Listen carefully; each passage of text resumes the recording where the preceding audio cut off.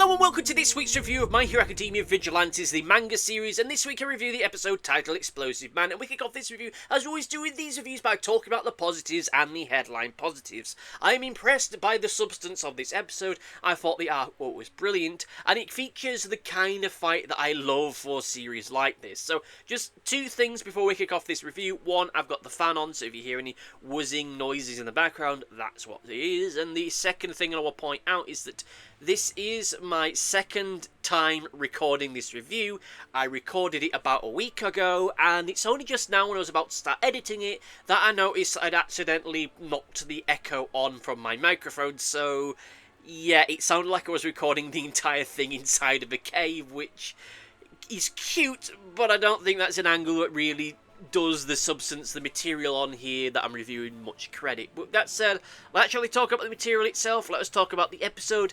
And I will admit that once again, for what feels like maybe the third review on the bounce of this series, I'm going to say something that ends up failing like damning with faint praise, because this is an episode which I am just impressed by the substance of it, which, yes, damning with faint praise, but let's be honest here, this is an episode which is set midway through a fight sequence, and generally speaking, these episodes, whether they be in the form of a manga, a anime, a cartoon, or a comic strip, they tend to be rather heavy on action, spectacle, and sometimes revelations, but largely aren't. There's not much substance here, as it's ultimately just a mechanism in which to just see action take place before us, action that, whilst it might be spectacular and brilliant to see, it ultimately doesn't really serve a greater purpose beyond just, well, spectacle and giving us something thrilling. It's the old connecting tissue problem, something I've often mentioned in the past, that certain episodes in TV series or manga series might feel like connecting tissue. This is to say that they are the midway point between two major points in the story, that whilst the substance here, whilst the content here, whilst the material here might be good, might be enjoyable, it doesn't really feel as though anything major happens here, because they can't, because it's the midway point between two things. It is the step between two moments in the story. You can't have major revelation after major revelation after major revelation. So we end up getting something that ultimately largely ends up being fun action, but that's just about it. It can be more than this. These episodes can be more than this, but let's be honest, this week's episode is not more substantial than the previous one. It doesn't shake up the format, it doesn't recontextualise any characters or their backstory or their actions. It just presents things in a different, well, it doesn't present anything really in much of a different way here. There is some deeper stuff going on here, which I'll discuss shortly, but without getting too lost and making it feel as though we're into the negatives, there is a great level of quality here. Quality that frankly didn't need to be here, as I mentioned in the past, you could quite easily do a filler little thing of our characters just bungling about and doing some mild saving the day stuff, and even if we are to do something more substantial, this could have just been a connecting tissue episode and that would be it, because the dynamics of the fight themselves are fun and thrilling, but that's just about as much as they needed to be. They didn't need to be anything more than that, and I will talk about the action and such shortly. But I do appreciate that this episode does feel as though it actually is contributing something to the wider story, and that beyond anything else, whilst it does feel as though we are still in a moment of the story which feels like it is dragging its heels slightly, it still feels as though it is moving forward, and feels like it is constantly moving forward at that. It doesn't feel as though it is just doing this almost to the point of self-indulgence. It feels as though there is purpose here. There is a reason why these two characters are fighting, and are fighting as long as they are doing. And the pace of the episode itself makes it feel longer than it is, which I will grant you once again feels like damning with faint praise, but nonetheless we are given something here that is entertaining, and it's able to do all these things while at the same time having time for some light comedy towards the end of the episode just before the cliffhanger moment, such as it is, that cliffhanger moment, which we will discuss shortly on. As I've mentioned many times now in this review and in the past, this episode could have been the My Hero Academia equivalent of the Dragon Ball episodes where our cast just spend large portions of what would otherwise be an action-heavy episode standing in a field and just shouting at each other before they start belting each other again. Mechanically, it would have been largely fine, even if I personally wouldn't have been too keen on it. However, there is more that goes on in this episode than meets the eye. This is not an episode that is totally without purpose and not totally without substance. For example, in the prior episode we learnt the origins of Number 6, and we know as much about them as seemingly they know about themselves, or as much as can be really trusted given their current mental state. This is an episode which goes to some degree, for better or worse, correcting the balance of things, so to speak, that it goes a decent way to just underline what kind of a nut Number 6 really is. Whilst his backstory is dark, he certainly isn't presented as a sympathetic figure. He's manic, he's wrathful. He wants to replace O'Clock, not to be a better version of him, not to be a better hero than him, but to become a version of O'Clock that subscribes to his worldview, such as it is, even if he does have his own worldview, and one that, if it does exist, is it truly his own, or is it one that has been created for him by his benefactors? In this episode, we go back to showing being as twisted and as sinister as we've seen him in the past. There is no greater effort here to show him as being a victim in all of this. It's just showing him as being more of an outright villain. This might change in future episodes, in future volumes, but for the time being at least, he is just this murderous monster, and now Knuckle Duster has to try and deal with him. And we see him in this episode being especially self-destructive. He's driven in his goal and will stop at nothing to achieve it, even if that means mangling his own body. But even still, he doesn't do it to the point of zealotry. He's not going so far as to destroy his own body that he'll kill himself, because, let's be honest, he can't surpass O'Clock if he's dead now, can he? I feel that the episode's title is something of a double entity, a double entendre. It has two meanings. I mean, this is not the first time we've had something like that within this series, or certainly not the first time we've had it within Vigilantes. I won't dwell too much on this because it's more of a neat thing that I realise more so that is necessarily something more substantive. But nonetheless, let's face it, if you were to just look at the title of this episode and read it, you'd think the explosive man would be Knuckle Duster. Or maybe, if you're going to attach it to another character, then it would be Number 6, but purely and simply because of his superpower that he's using in the final acts of this episode. It wouldn't be because of anything more substantive, which, honestly, I think that it refers to Number 6 not just because of the explosive power they're using, but because of their personality and how they react under pressure. We've had this established to us in past episodes, like we have the episode where he almost kicks that mutant guy to death a few episodes ago for giving his face a mild paper cut. Like, he has these major explosive rage-filled moments, and this is an episode which just goes further into showing that, to illustrating that when he breaks down and when he blows up, he truly does blow up, and in this case, he does it rather literally. The artwork throughout this episode is just fantastic. It goes down a dark and serious path that we haven't really seen in this manga series thus far. Oh yes, there'll be moments that have been dark, but maybe not quite this dark, and not to a point where it feels gratuitous or it feels over the top, and maybe there are equivalent scenes to this within the main series. But how all this is put together, the action sequences themselves, there are certain panels which for me feel like something I've seen in Judge Dredd, more so than this series that we all know and love. Yes, this series, both the Vigilante series and the main series, can have their moments of violence, their moments of bloody action, but here, bloody hell. I mean, I suppose this is what we can expect when we have a character in this series, aka Knuckle Duster, whose superpower at this point can be best summed up as gun and sometimes steel-toed boot, because bloody hell, like, the first big action thing that happens in this episode is just Knuckle Duster shooting Number 6 in the arms and legs with a shotgun, and then when he's got the guy on the ground, just kicking his face in so he can restrict the flow of blood to his head to stop him using his superpower. It's grim and bloody and nasty, and I'm just floored by it. I just love the way that this is put together. Not in like a gross, nasty way, but just how spectacularly violent that it all is. And this is then countered or included and built up by the fact that soon after this happens, you have this twisted, manic look on Number 6's face as Knuckle Duster smacking him around, and you have this brilliant double-page spread between Knuckle Duster and Number 6 fighting each other. And this is all done in a way which, even though it has this darker stuff within it, At the same time, we're still able, in the latter half of this episode, to have the lighter, fun, goofy stuff where they're trying to figure out what happened to All Might, or rather the guy that they don't realise is All Might after All Might saved the day, because, oh no, what happened to him? Did he accidentally get blown away in the attack? Oh, what does he look like? Well, he just looks like a sack of bones and skin.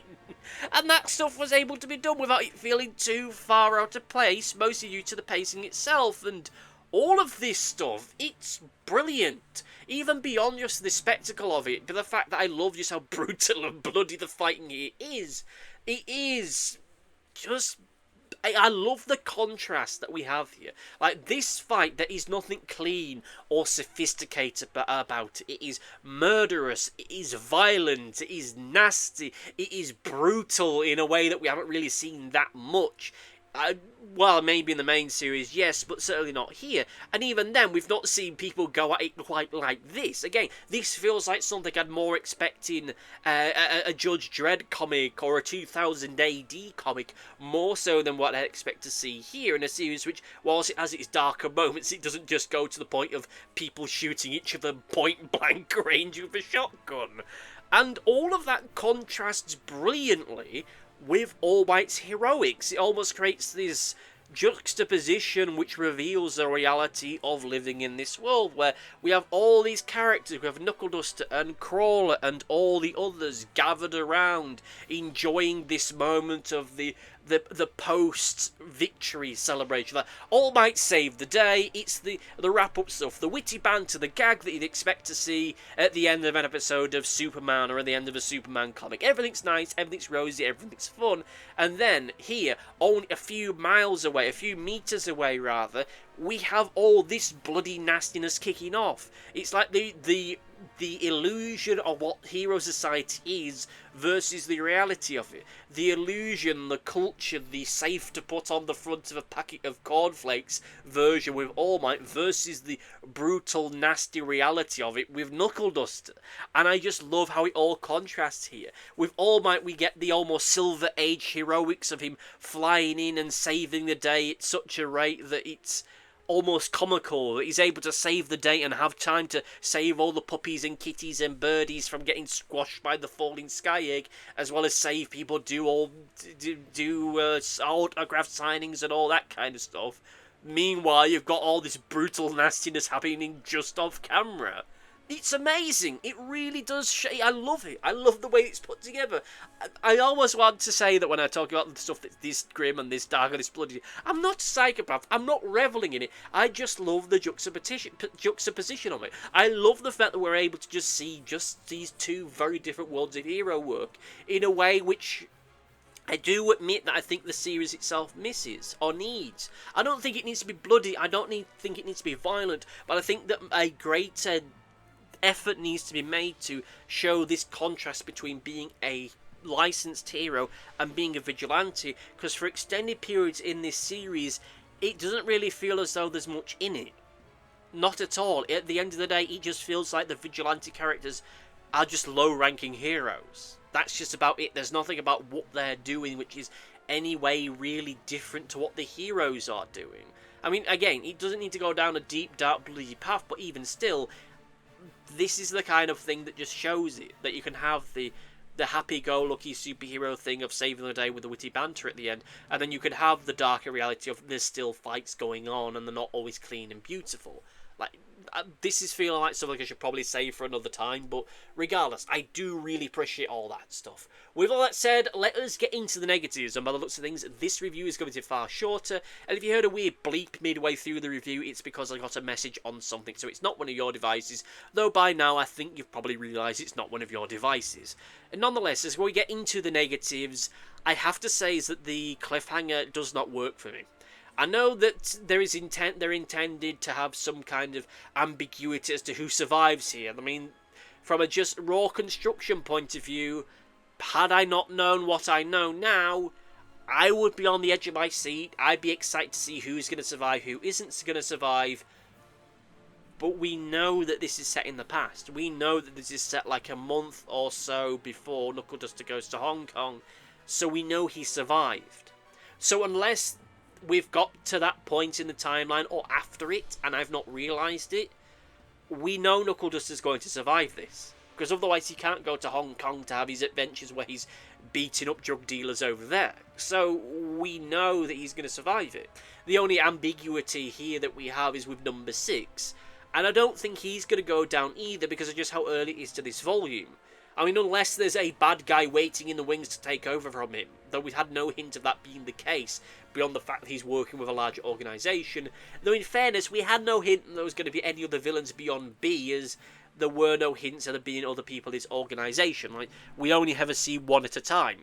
Even though we know there's a wider organisation, we only ever see one at a time, so unless we get another character coming out from the background as number 6 is being locked away just to do the, yeah, now it's my turn to do the evil stuff, man, or worse to that effect, yeah, number 6 is probably going to survive this. Again, as I've said in previous episodes, had all this affair happened towards the end of this volume, I'd be more willing to think, okay, something's going to happen here. There's going to possibly be major death here. Even if it's not Knuckle Duster, it might be number 6. And if number 6 doesn't die, he might be injured in such a way that he's out of commission for an extended period of time. Or maybe ends up getting arrested and goes to prison for a while, if not for the rest of the series. Here, we're only a handful of episodes into this volume, and there's no indication of anything happening here. Which, yeah, it doesn't work for me. I'm sorry. With that said, let's get into the overview and say that this is a solid and enjoyable episode. It really does impress me, the fact that they were able to do so much with what is ultimately a connecting tissue episode, as ultimately the next episode is going to be the big one that we're probably going to be talking about to some degree or another, though we'll soon see about that. This was a review that originally, when I recorded it, was nearly about 25 minutes long. It's down to 16, but hey-ho, at least you're not hearing this with a voice that makes it sound like I'm in a cave. Or at least I hope not. I hope that I haven't accidentally put the echo thing on a second time, but if not, well, it doesn't matter because you're not going to hear this. But in any case, with all that said and done, let's get into Comment Corner! It's time for Comment Corner, recording this at 11:52 in the AM on Friday morning, the day before this video goes out. So if anyone leaves a comment after this point, well, now you know why your comment's not included in this video, because it's kind of been and gone, really. And I'll just point out is that I didn't get an email or anything telling me that I got comments on the previous video. I don't know why YouTube started doing this. It doesn't always notify me when I'm getting a comment, because I don't use this profile to surf YouTube, so I only really use it once a week. So if anyone else besides this commenter has left a comment and YouTube just hasn't told me, I'm sorry. YouTube sometimes blocks them out, and I don't know why. It would be one thing if these were comments that were saying nasty, mean, or stupid things, but sometimes they're really not. But in any case, we have a comment from Big X1 that says, I'm not sure this really canonizes My Hero Academia Movie 2, this is of course referring to the previous video, but it's cool that they're building on that idea. Thank you for the comment. This is of course referring to the fact that we now have a name, or as close to one as we possibly can do, for the delivery man, who we now refer to as number 6, because that's as close to a name as we have for him now. And yes, it's an idea that he's mentioned in one of the movies, but we'll leave it at that. And I like that. It's an interesting idea. I don't know if they'll ever build on it in the main series, but hey-ho, you never really know. With that said and done, however, let me know what you thought about this particular episode in the comment section down below, whether you loved it or you hated it. Thank you all for listening, thank you all for watching, and see you next time. Goodbye! Thanks for watching. Be sure to like, favourite, subscribe, click the bell, and do all the YouTubey stuff that YouTube wants you to do. Go on, it'll do me a power of good. Until next time, my friends, goodbye!